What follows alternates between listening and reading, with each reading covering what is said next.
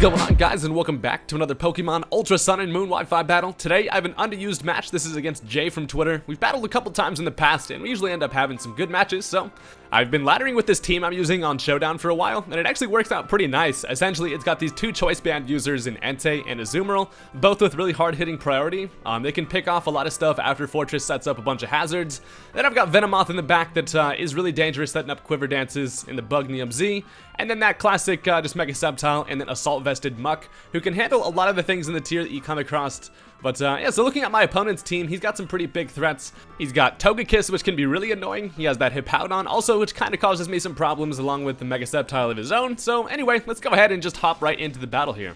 Alright, so I'm going to go with my go-to lead, which is my Fortress. Lead off with that Walnut, because he's a wall, and he's a literal walnut. So, yeah, that works, but he ends up leading off with his Infernape. Now, most of the time when people predict the Fortress lead, they're not going to go right for the Fire move initially, and you usually do see the U-turn. So I decided to stay in here, and luckily he does just go right for the U-turn there, which is perfect, because that gives me some free Stealth Rock, as he's now going to switch into his Mega Sceptile. So, seeing this thing come in tells me that he's definitely going to have Hidden Power Fire. You wouldn't bring it in against a Fortress if you didn't, so I get those Stealth Rocks up, and that is super important. I also get some HP back with the leftovers. That's going to put me in sturdy range again, so I will be able to live any attack. I'm going to tuck Fortress back in the old team for later, and I decided to switch into my Muck here, knowing he's going to go for that Hidden Power Fire. Really, Muck is just a safe option against Mega Sceptile in general. Not a whole lot he can hit me with, especially because I'm pretty damn specially defensive with the Assault Vest. So he does go for the Hidden Power Fire. That's not really going to scratch Muck. He pretty much just eats that up like he does everything. And at this point, I know he's going to switch out. I'm actually just going to go right for the knockoff. Playing it safe, I don't want to make any double switches this early. I just go right for the knockoff as he brings in the Hippowdon. Gotta bring up that Sandstorm, which is annoying because I didn't bring my damn Go Goggles, and now it's just, it got sand to my eyes, and it's just really terrible. So I get rid of that Rocky Helmet, though, which is nice. After taking a little bit of damage from that and the Sandstorm, Muck doesn't really have a whole lot to do with this matchup.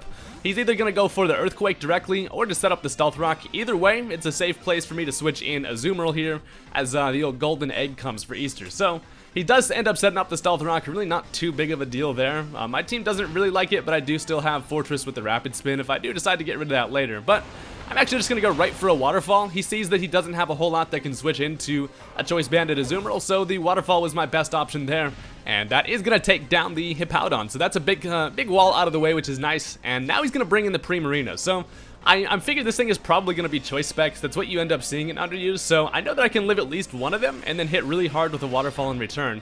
He does go for the Moonblast there. I live it with 6 HP. I kind of expected to live that with a little bit more. I'm max HP and max attack, so I can bulk some stuff as I am going to end up going down to the Sandstorm. Not too big of a deal because I whittled that Primarina down to the point where now it can be taken out pretty easily by anything else. So I decided to bring in my boy Tits McGee, and honestly, or girl Tits McGee, I guess, but this thing's kind of just an ode to the old nickname I used to use on this in like Gen 4. But I go for the Quiver Dance here, knowing that Primarina doesn't have anything to do to me.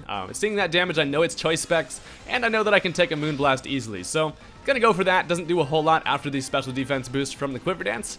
And now it's looking pretty good for Venomoth. So I'm just going to go right for a Sludge Bomb, be able to take care of that Primarina, so that's a big threat out of the way. And old Tits McGee's feeling pretty good about now. So now he decides to bring in the Infernape, and I figure I should still be able to outspeed with the Quiver Dance, but I believe this thing actually ends up being Choice Scarf, and he's able to take me out with the Flare Blitz, which is kind of unfortunate. Venomoth didn't get to do her thing this time, but honestly, Venomoth is such a threat and underused, and you don't see it very often.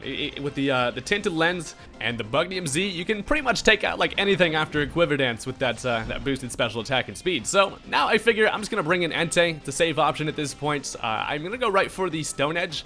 I kind of expect to switch into Togekiss, but it was a safe option even if he didn't, as he does actually end up switching into the freaking Play-Doh bird. This thing just looks like a floating piece of dough or something. I don't know. But I go for the Stone Edge. Luckily, I connect, and a Choice Banded Entei is going to be able to take care of the Togekiss, so I don't have to deal with any freaking para-flinching today, and that is just a great sight to see. So now he brings in the Azelf. I am locked into Stone Edge here, and I do have a perfectly good Muck in the old team, so I'm going to save Mufasa, and I decided to just go right into Muck here, as he makes a nice play, and he's going to go for the U-turn, able to get a matchup after I get some Stealth Rock damage. It's not looking like Muck is going to be able to do a whole lot. That's kind of the problem with Muck. He works really well early game, and then he just kind of gets whittled down, but you got to make the most out of him while you got him. So now he brings back in the Sceptile, and I'm still pretty afraid of this thing, honestly. Mega Sceptile is really scary. It's fast as hell, and honestly, I don't have a whole lot lot to deal with it other than like my own Sceptiles. So he finishes me off with the Dragon Pulse. Unfortunately, I'm not able to tank that, but now it's time to just see whose Sceptile's better. So we got a nice little battle of the Sceptiles here.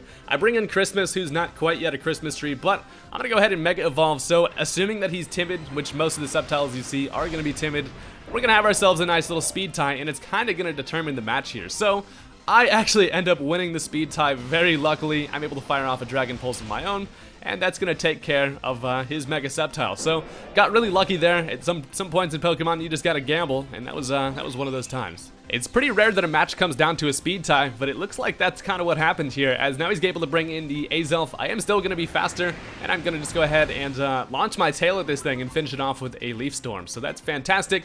Down goes the Azelf. And at this point, his last Pokemon is going to be that Infernape. So I figure I do still have that that Walnut in the back of my team. I know he's probably going to go for the Flare Blitz here, and I can kind of just sack something off here. As long as I still have Entei with the Extreme Speed, I should be able to take this one. So Walnut comes out pretty much just for a nice little firework here at the end.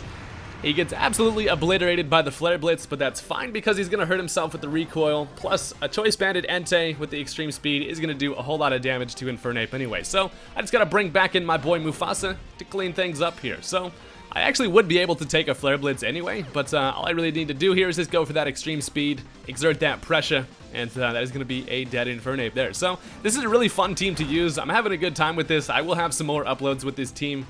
In between, switching some things up with some different tiers. But as always, go ahead and hit that like button on this video if you enjoyed, and don't forget to subscribe for some more Wi-Fi battles. Peace out.